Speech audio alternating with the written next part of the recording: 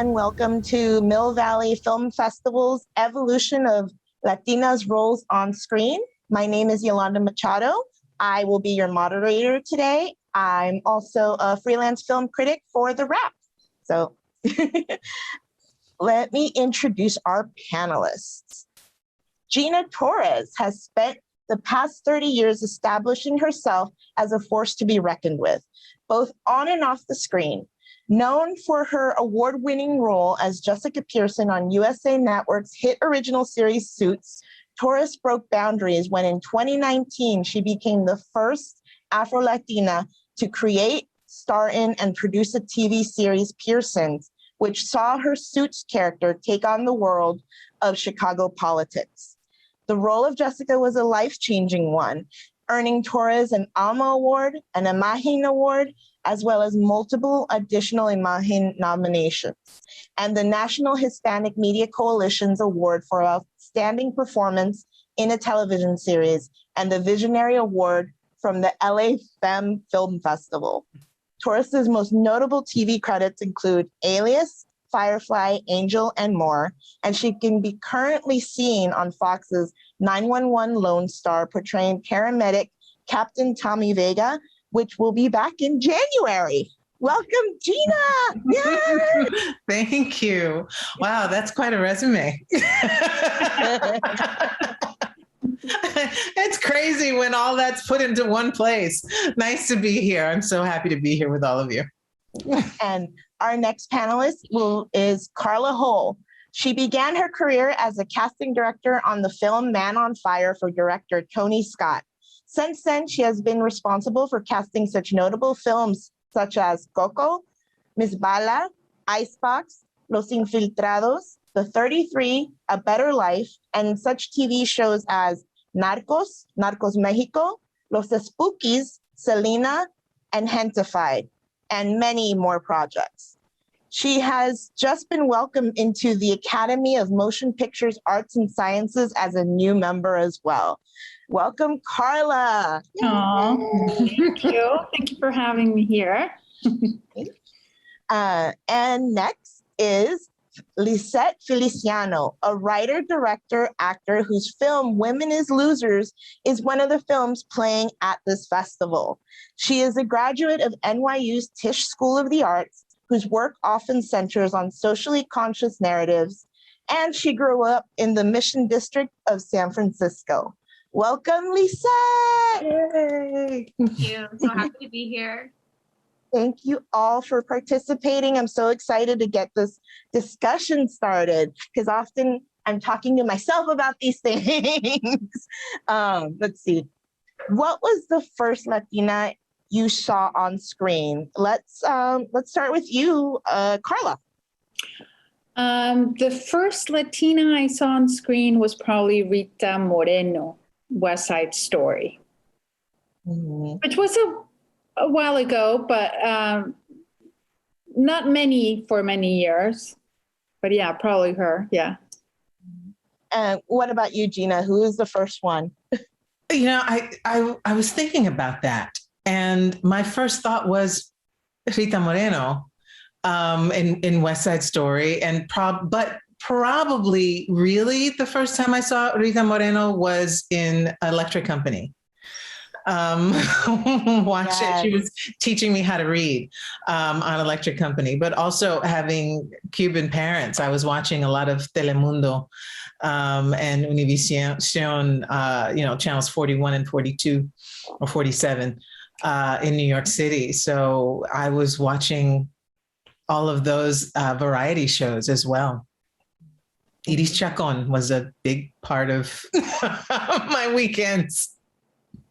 That's awesome. Yeah, for me, I grew up with my parents immigrated from Peru. So I watched like Don Francisco every week. Right. La India Maria, Cantinflas was everywhere in my house. Oh, Cantinflas, of course. Yes. Yeah. And then with the telenovelas as well, Quinceañera was a big one. So yeah. But it's funny how most of us say Rita Moreno because it's a feature film. So that's what we connect to when someone says the first time, like, how about for you, Lissette? Who was the first Latina you saw on screen? So for me, it was J-Lo, Selena.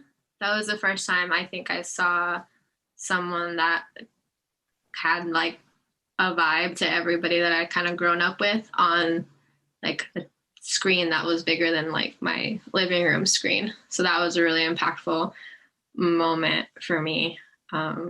Yeah, and I saw it with my mom too, and I think that's like the third movie she's ever seen. She doesn't know the movies that much, so the fact that my mom took me and it was like a big deal for her, and I went and then I saw it and I was like, oh, I get her, and like that's really cool. I was really little, so it was really like it just kind of took me aback in a great way, and she still does. So amazing, and so did Gina, by the way. I'm a huge fan. It's like, this is just going to turn into everybody gets over Gina. That's not. Like, I mean, it's like I'm over here tripping, so I'm like, if Gina's here and Carla's here, and it's like, oh my god. Like, what am I gonna say? Like, I just want to listen. You're all brilliant, so I'm excited just to speak to each of you, Lissette. Like, the fact you have a film at a film festival, that's a huge accomplishment. That's amazing. Yes. So, Thank you. So let's not put down your accccomplishment. You're here. That's incredible. That's an incredible accomplishment. Thank you very much. Definitely feels like one. It's definitely a group effort, team effort, and couldn't be here without the stuff these two ladies have done as well. So I mean, yeah, it's just really cool. I am fangirling a little bit because we'll get into that though. But yeah. Well, I wanted to follow up that question with the next one, which is it over time I've learned that it's different when you connect to that the first time you see a Latina versus the first time you actually feel represented. Have you, or do you remember the first time you felt represented by a story or a character on screen? Let's start with you. Yeah, Real Women Have Curves. That was pretty impactful. I didn't see it till later in life. I think I was like in my 20s when I saw it. And I had just gone to NYU, so I had left my small Mission District area, and I was like, its own hoopla. My mom was very supportive of me going, but she was pretty much the only one. And so like when, America Ferrera like gets out on the subway, I was like, I've been there. I know what she means, so that was really cool. Yeah, that was mine too. I was in my 20s when I saw that, and I did move out I went to Philadelphia, not New York. So that whole moment at the end was kind of like, I'm living, I know this film, it's me. So and especially the relationship she had with her mom, where it's complicated, but it's loving. Yeah. I'm like, I've never seen that so well done. Yeah. And it just like, I was living in Philly, so I got homesick and I was calling my mom, I love you, mommy. Yeah. Gina, what about you? What was the first time you felt represented? There was a sitcom on public access in the 70s called Que Pasa USA. And it was 3 generations of Cubans living in one household in Miami. And it was really the first time I had seen a Cuban family on screen. Prior to that, the only Cuban that I ever remember seeing on screen was Ricky Ricardo on I Love Lucy. And so to see how this family, spoke Spanglish. There was the immigrant parents. There were the first generation children. There were the grandparents that also immigrated over, and you just saw this world through their eyes, just differently through their eyes, and how each generation kind of became more Americanized, despite their best efforts not to be. And the children trying to kind of like run away from their culture and fully immerse themselves in the only home they really ever knew. And that, especially growing up during the Cold War, as I did in the 70s and 80s, where there was so real little information or representation of Cubans at all. on American television. That little bit of life just said, okay, so we exist. I mean, they didn't exactly look like my family, but they felt like my family. And that was incredibly impactful. Yeah, that's beautiful. Thank you for sharing that. It's incredible how like there's so many stereotypes really of us out there, and it takes like just a different show or a different film to recognize that we're not a monolith. Yeah. And that to ultimately for so many of us to feel represented when, you know, sometimes we're just left out even of the Latino conversation. So Carla, what about you? What was the first time you felt represented? Well, it's funny because I guess because I was born and raised in Mexico. So I guess it's more complicated for me. I think the very first time I felt represented would probably be with Carla Souza in How I Met Your Mother. Oh, no, sorry. No, it's not How I Met Your Mother. How to Get Away with Murder. How to Get Away with Yeah, How to Get Away with Murder. Because it's you know, she's a Latina that was born and raised in Mexico, and she comes and she's a professional. You know, she's studying, she's an attorney. So also show those of us that come here and are, you know, we build a professional career as well. You don't see that a whole lot. And I think it was probably with that role. Yeah. So when you were asking about which is the first Latina you saw in it, I was thinking, you know, American films, because I grew up seeing Latinos. Of course, I grew up in Mexico. So it was all, you know, Latinos. But when it was, you know, like an American film, that's where, you know, it wasn't as common to see. You would see a lot of people that weren't Latinos playing Latinos back then. I also, you know, 80s, 70s, 80s, 90s. So even in West Side Story, like we were saying, right? Natalie Wood plays Maria. So Exactly. There you go. I think this is an interesting leadway to the next question, because do you think seeing those misrepresentations kind of changed you as far as like in your work? Because you're a casting agent, casting director. Does that stay in the back of your mind when you're doing casting? Oh yeah, I fight for authenticity in casting, because for me, I feel it's like disrespectful when people don't care to really do research about a culture. You know, you can't represent like Cuban family and have actors having a Mexican accent, for example. You know, you can't do those things. So it, you know, a lot of people who don't speak Spanish maybe don't really notice those things or little details that we know, because as Latinos, we're so diverse, and it's been like made into a stereotype, and no, we're very diverse. It's pretty complex. The Latinos, we're pretty complex. So I think it does bother me every time I see, you know, like a cast where it's, you know, the actor is supposed to be born in, I don't know, Colombia, and they can't even speak Spanish or stuff like that. You know, I don't know. I really, it's one of the things I thrive for in my career. It's being authentic and respectful to all cultures, and representing, which I think we still have a whole lot of work to do, representing all our diversity. I mean, just here in this Zoom, right? We're so diverse. Yeah. But you know, we have Asian Latinos as well. They're not represented. You know, Afro Latinos. It was a few years ago, I was actually giving an interview and saying, you know, there's no representation. Finally, now the word is out there, and finally, you know, it's starting to happen. But there's still, you know, I think there's still a lot more to be done. Yeah.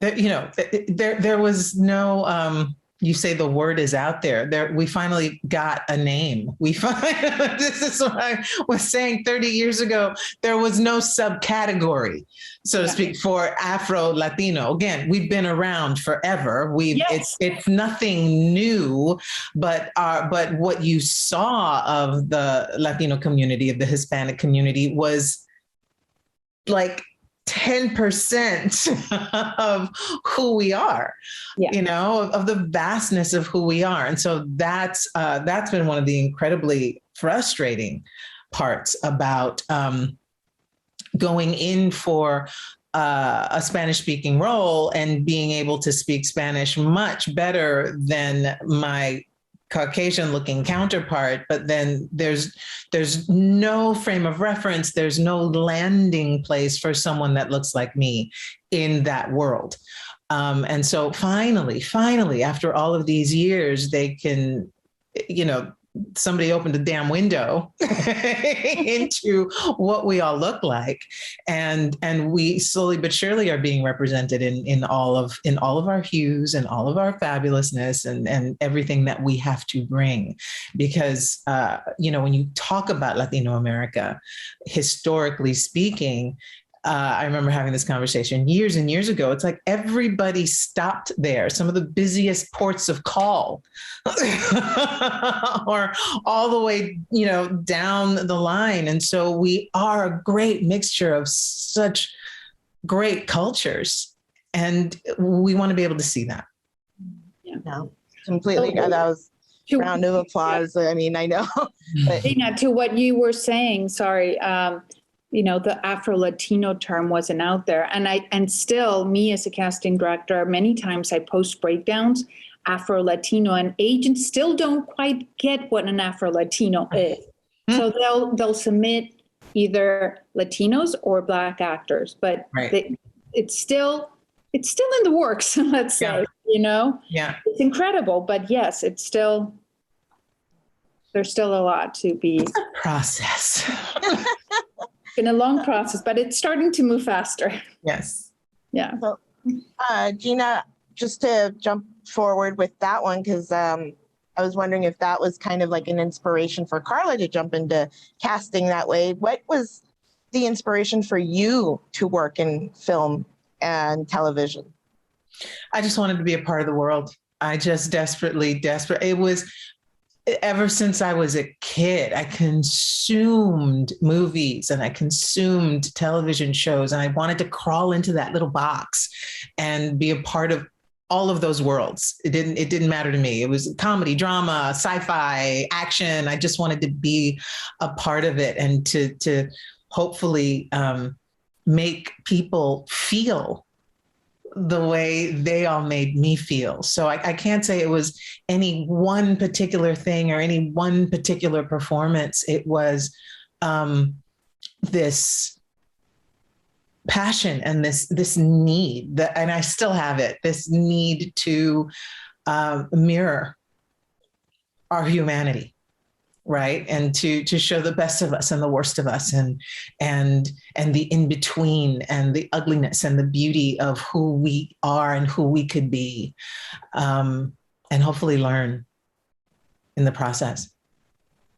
And what about you, Lissette? What was your inspiration, especially since you're early in your career? So I'm wondering what were your inspirations? Were they based in classic film, modern? Like what got you into this? It's kind of crazy. I'll have it like a kind of a long answer to stop me. I started off in theater and like acting when I was a kid as kind of an outlet in the Mission District, like Bravo Theater. And so that's kind of where I started. I started writing, I started acting. Film and television didn't really come into my mind too much until later when I went into college. In terms of representation and like what inspired me to start really doing my work in earnestness was when I left, or even actually in college and in my youth, I started realizing that like I'd grown up playing Ophelia, Juliet, all of these classical roles, and all of a sudden I wasn't allowed to play those anymore. And I didn't know why, and I was too young to really understand why. And then when I left school, I was, obviously acting and things like that. And a lot of the stuff that would come out, it was kind of similarly. I mean, the world post 2016 at Hollywood, even the short time that I've been here from 2016 to now, has been crazy. The amount of things that are not allowed to be on breakdowns anymore. I can only imagine what Gina saw. I can only imagine what Carla saw. In fact, Carla, yours were the only breakdowns that I ever looked at and saw and said, when I saw your name on it, I was like, oh, okay, good. I get to be a human. I don't have to be the naked girl. I don't have to be the cop. I don't have to be the tough as nails chick. And once in a while, I got to just be an American, That was cool. It was really cool because they're the other part of this culture conversation. And Carla said it perfectly. We're three very different types of Latinas here. And that's beautiful. And there is a culture where we are American, especially I think in my generation, like you said, really early in our career, it's, is there space for that? Is there space for that without it being turning your back on your culture? And I feel currently, and I'm really excited to be in this panel because I don't have the answer. And I feel like I'm being asked to give the answer and I don't know it because I'm not sure what to say, because if I say I feel American, it feels like I'm turning my back. And if I say I feel if I feel like, I'm Ecuadorian or Puerto Rican, like that doesn't feel authentic either. So it's kind of this weird balance. So I think what happened, quite frankly, is, aside from Carla's castings, honestly, Carla, like that, if it was like, that was the only ones that I was like, okay, these are real characters. I was like, okay, there's no space for me right now. There just isn't, because right now they need me to speak Spanish or they need me to be naked and I can't do that. So I went behind the camera and used my other assets that I learned from school and made a story that was what I wish I could have gone out for. And quite frankly, the women that came to the story that were auditioning, it was so sad. Like it really still makes me cry because it was so sad. Like such talented actresses, and not one of them, every single one of them that came in were like, oh my God, we never get to just play this. We never get this. And it was sucked because I was like, I wish I could have cast every single one of them. I really wanted to, but I couldn't. And it made me mad because they should be in everything. They should be in Disney. They should be in Marvel. They should be everywhere. They shouldn't just be in the Latino, Latinx, Hispanic, whatever the hell word we're deciding to use now. They should. Right. Is there a character? Great. Welcome. Yeah. I mean, I think what you say is very important, Lissette, is that I think Latinos have been just they always cast for the same roles, right? I think, Gina, you've had the opportunity of playing all sorts of roles, but I think a lot of Latinos haven't had that opportunity because, as Latinos, they just put you in the stereotype, only the chola, the gardener, and it's okay. Those roles need representation as well, but not only those roles, you want to, like you were saying, I mean, how sad is that you couldn't play, ¿cómo se llama? Romeo y Julieta, Juliet, Yeah. I mean, why not? Why? That's what I like of the Carla Sosa role. And that's why I say it, because she's doesn't necessarily play a Latina or what the stereotype of Latina is. She's just one of the other lawyers in that group, right? She happens to be Latina, but that's it. Right. And I think one of the only actresses, that has managed to kind of do that is also J-Lo, where she just plays, a romantic comedy, and she's not playing the Latina. She is Latina, but she's not playing the Latina. You know what I mean? Yeah, and that really is the true measure of progress, is to not lead with whatever label you happen to fall under, but to lead with this character that you're playing in this story, or that the story is now more important than the message, so to speak, of, oh, look who we have playing this part. Just the inclusion shouldn't be the event. Mm-hmm. And right now we're in this place where we're starving. We're literally starving starving for inclusion and representation because we haven't had it for so long, that we are leading with that, when all we want to do is be what we were put here to do. and that's act, and that's play the character, and put skin and bone and intent and passion, infuse all of who we are into to the service of this character and in service to the story. And it is frustrating because we do have to play both sides of that. You are sometimes asked to choose. Certainly in the beginning of my career, I felt like I had to choose. Well, are you Black or are you Latina? Because by the way, the Latinos don't want you. And the Black people haven't quite figured out, what's going on. So it's all about, well, I represent as a Black woman, but what does that mean? Does that mean I have to ignore and give up how I was raised, how I personally identify, just so that you out there, the you, can feel comfortable? And that didn't fly, so I didn't do that. But we do need to, the pendulum is swinging so hard in the direction of representation right now that we have to find our way back to the story, to the importance of the story, and part of that is when there is more opportunity, then playing the crack whore, playing the naked girl, playing the maid, playing the teacher, or, the soulless cop, then you can do that without shame. Because then you feel like you have more of a choice, because once there's more, then you can bring majesty to all of those parts without feeling like you're degrading your people. That is so well said. I look forward to the day where I can post a breakdown and just post a role, and it doesn't matter. It can be anything. It can be white, Black, Latino, Asian, whatever. It's just the best actor for the role. It doesn't matter. You're totally right. Hopefully someday. But I do believe that there is a point where most of us do change and say, I'm not going to play this game anymore. I'm not going to allow you to, dismiss my identity, or because even me as a journalist, writer, critic, I've been thrown back. I remember 10 years earlier in my career, an editor she'd be happily throwing me back. Can you spice this up a little bit? Add some Spanish words if you can.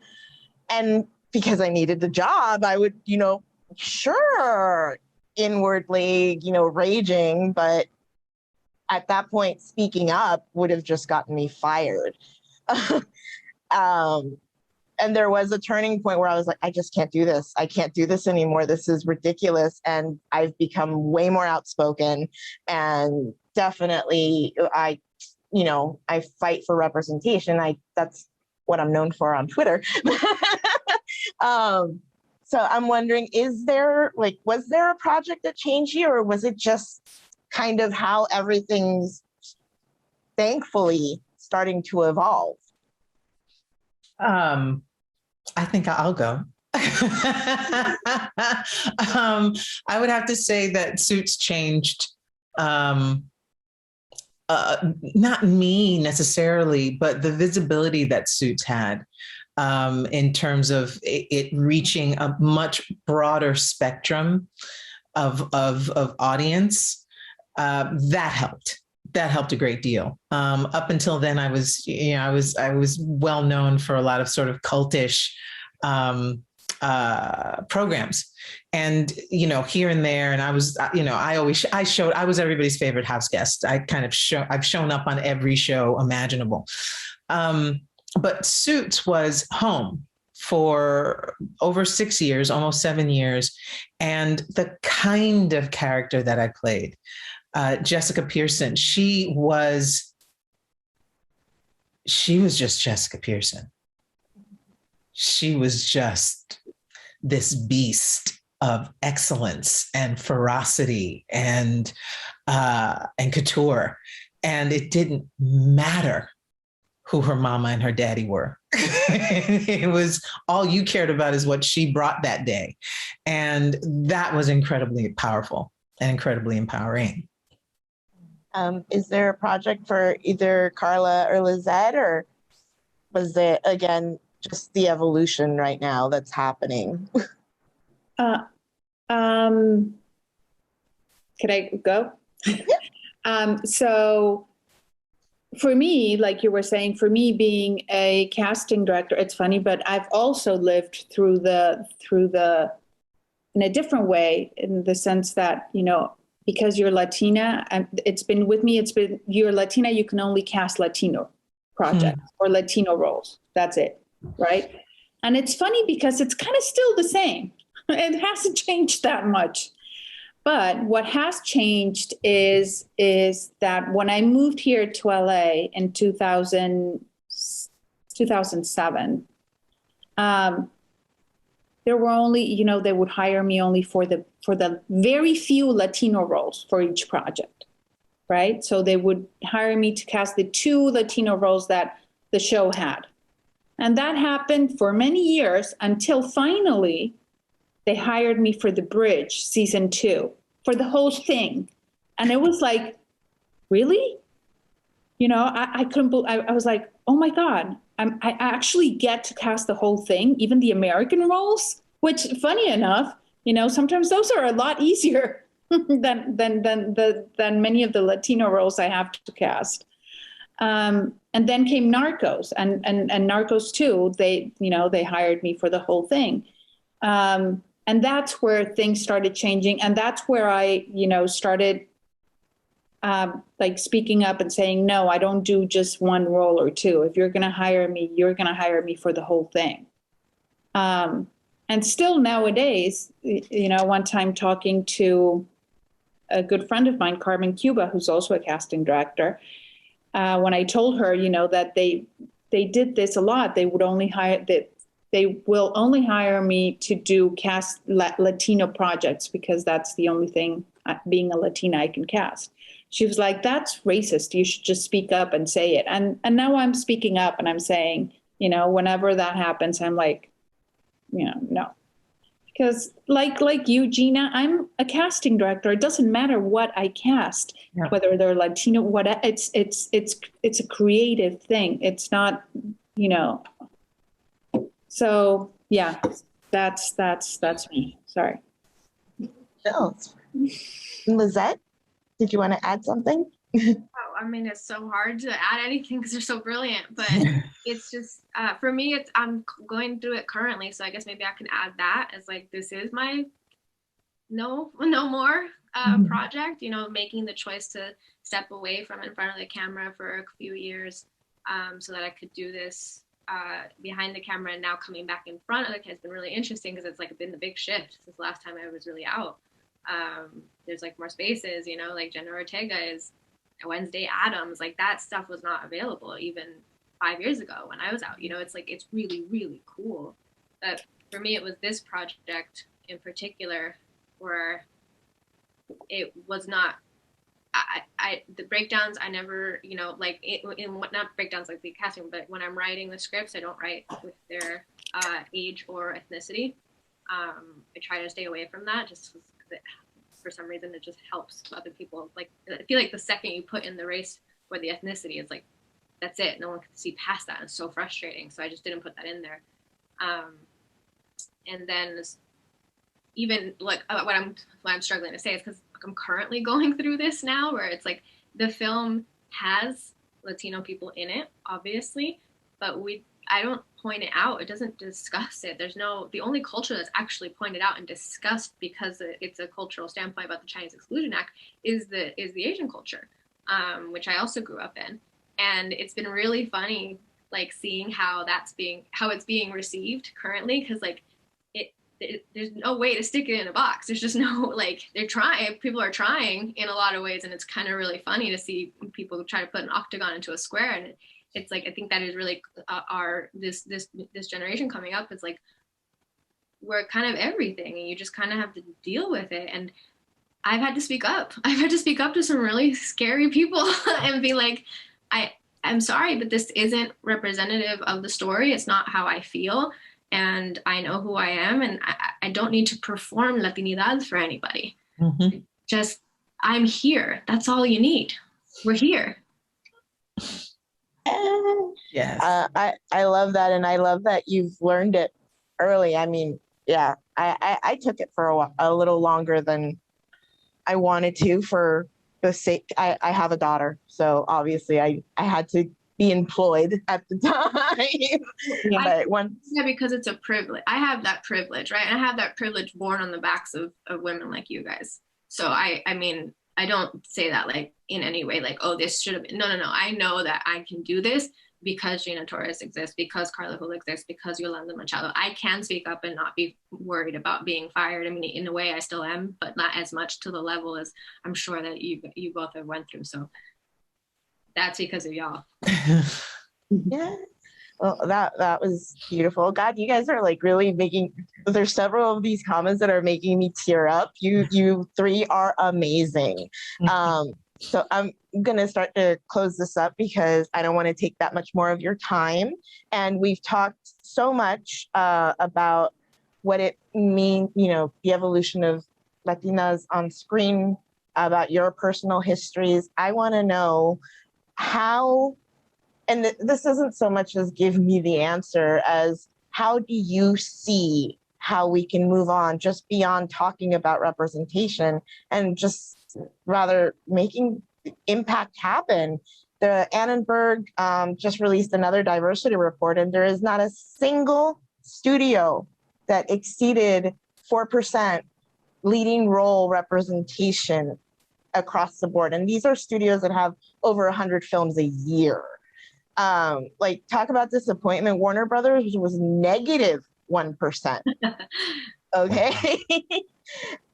So, and I just feel like, especially since I've been writing about this for so long, like we talk about representation and it seems to heat up more around award season. And then studios promise, and then nothing happens. I mean, there were no Latinos besides, I think, Anya Taylor-Joy yesterday at the Emmys. And that's unbelievable. Yeah, sorry. Yeah, it's crazy. Also in the Artios Awards, which is the casting awards, I've been the only Latina really out there, like the only person representing Latino and Latino projects being nominated. It's amazing. Yeah. But what you said is true. After the whole Black Lives Matter, I don't know if you guys feel it, but after everything that happened in 2020 and that whole movement, I think there was a lot of movement, or at least intention. I started getting a lot of calls from different heads of casting at different studios saying, oh, they want to hire diversity casting directors. And of course, I had tons of meetings. And what happened? Nothing. I mean, The other day, precisely, I was thinking about that. I was like, oh, I had all these meetings. Did something come out of it? No, nothing, nothing. So it's still, I think we're still in the process. Like Lissette says, she's starting in a moment, which is very interesting. It's when it's starting to shift, but we need to push harder because it's shocking that we still get, the just 3% representation. It's crazy. Yeah. And I don't have the answer to how to move forward. We just all need to keep fighting, and just, I think as Latinos, we need to just unite and unite, because we are so diverse and so many different cultures that if we keep seeing our differences instead of actually seeing what brings us together, we're just not going to get anywhere. We really need to stick with each other. I mean, stick together, I think. This is a conversation I also had earlier. I agree 100%. We have to support each other. We have to unite. We have to make a big, beautiful, joyful, united noise and not let up. As you were saying, Lissette, I mean, it a couple of times you broke my heart because I've been on that side of the table where I see all these beautifully talented people, and I can't bring them all with me, but you hope that I hope I have a long enough life and continue to have a long enough career to bring as many people with me as I can, and to continue to open those doors and to continue to educate on how valuable we are and how we can only make your project better and more authentic and more organic. And so that is the fight. You can't let up. You can't say, oh, well, here's this big wave and I'm going to ride it. Although you're going to ride it where? Because there's another wave that's coming behind that. And you just have to you have to be prepared to stay in the game and to stay in the fight. And you cannot rely on anyone else to do it. You really have to be the catalyst of change, because, well, we all know why, but most importantly, more to the point is when you talk about award shows, when you talk about producing and where the money is going, what you're really fighting up against is habit. You're talking about habits of viewing, of viewership. You're talking about the habits of a voting academy, that they're watching what reflects them. And until we change that, until they change that, then there aren't going to be the same kind of eyes on a project like Gentified as there is on a Ted Lasso. There's not going to be that kind of, wave moving in our direction. We have to create it. I mean, I couldn't agree more. I mean, that's why I went behind the camera. I was like, it doesn't exist. It doesn't exist. So I just have, and it's like, even now, like going out, and I am starting to realize like, oh my God, there's no cavalry coming. Like I am the cavalry. Like I just gotta, this is it. It's really like, even trying to find, trying to go out and going back in front of the camera, I'm like, I'm gonna have to write this thing because otherwise, I just don't see it. Like, it's like you're too American, you're too Latina. Are you really Latina? Because you're kind of white. You present kind of white. You kind of like talk like. It's like, okay, well, we're just kind of. I guess we're just gonna do it. And I know, Gina, you probably had it like you just said in your own way, and it's so nuanced. And I'm really grateful that I am able to get behind the camera. And being able to speak up and be able to tell the stories. And Women in Zoos is just really bold. It's a bold film because I was just really fed up. And what I will say is that what I'm noticing, and I don't know if you guys have noticed this too, but sometimes the effort to include turns into exclusion in a weird way. Because by highlighting something, it almost like puts it into its own categories where we're indirectly saying this is not mainstream. And so you asked, the question was like, how can we change? How does we impact? Like what it seems like, and at least what I'm struggling with in my work is like, it's mainstream. You don't need to categorize it. My audience will find me. They will find me because trust me, there's not that many. So they will find me. They don't need you to put me in a different box. And actually that box is alienating them in a way because that box cannot identify everybody. It's not possible to identify everybody. There's no Afro-Latinos in my movie. I know that. That was a failure on my part. And it's something that I'm very aware of, and I will do better. I will definitely do better. But to ask one film, one actor to represent one director to represent how many different countries. It's like, it's unfair. Let the film, let the actor, let the casting director, let them just be who they are. And everything you're wanting, all this inclusion that you're wanting, it will happen. It will happen. You don't have to fight for it. I mean, you do have to fight for it, but like, you don't have to do, like, I feel like they're doing too much. Like, just let us be there. Let us be mainstream. That's it. Yeah. But part of all of the, what happened within the Heights really goes to what we've all been talking about, what Carla was talking about, the lack of sort of universal support that got. As filmmakers, as creatives, we all understand what it took to get In the Heights made. Yes. And so people who were shouting from the rooftops that it didn't include everybody have no idea what it takes to get something like that made. And I was so irritated because there were Afro-Latinos.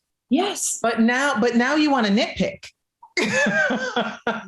Well, so she's not dark enough for you, or he's not this, or can we just celebrate the fact that we're there in this epic way, in this beautifully epic way, and celebrate the actors that put their heart and soul into it. Celebrate Lynn that wrote a love letter to this community and this neighborhood that he still lives in, by the way, that I grew up in. That it was, so I completely understand your frustration. It's, I'm going to see your movie, Lissette, and I'm not going to be mad that there aren't any Afro-Latinos in it. Great. You were telling your story. You were choosing to put your world out there, and maybe the next time there will be, and that'll be brilliant, and that'll be beautiful too. Thank you. But we have to support each other. We have to support the effort and the the Herculean effort that it takes to keep your sanity, to push your dream forward. I love what I do. I love you all for doing what you do, and I'm here for it. I just wanted to add one thing, because I'm the critic as well. I was very much in support of In the Heights, but I think that it's very complicated and I've seen how everybody, suddenly, we have to be representative of all and all that stuff. But as a critic, for me, once the sign of achieving representation is that we could have this discourse and still get the box office numbers. Right. And we're not there yet. I think nothing is above criticism. As a critic, I value everybody's work. And I think that criticism is also very important to representation, because I can't tell you how much I sweat when I get a Latino-led film, because I know what the expectations are, and sometimes they're not great. But I have to be honest. Right, but that's also because there just isn't enough. Exactly. There just isn't enough. And if there were more to choose from, and that's not to say that you can't be honest about how you feel about something, but you're right. It's important to support the effort and support the actors, and not just pan something, universally pan something because it's not what you want to see in that moment in time. Because we do, part of this process that we're speaking of is also being green. Exactly. Well, I wanted to thank you all. This was an amazing conversation. I love speaking with all of you. Thank you all for being here. And I think this ends our panel. Thank you, ladies. It was a pleasure. Thank you.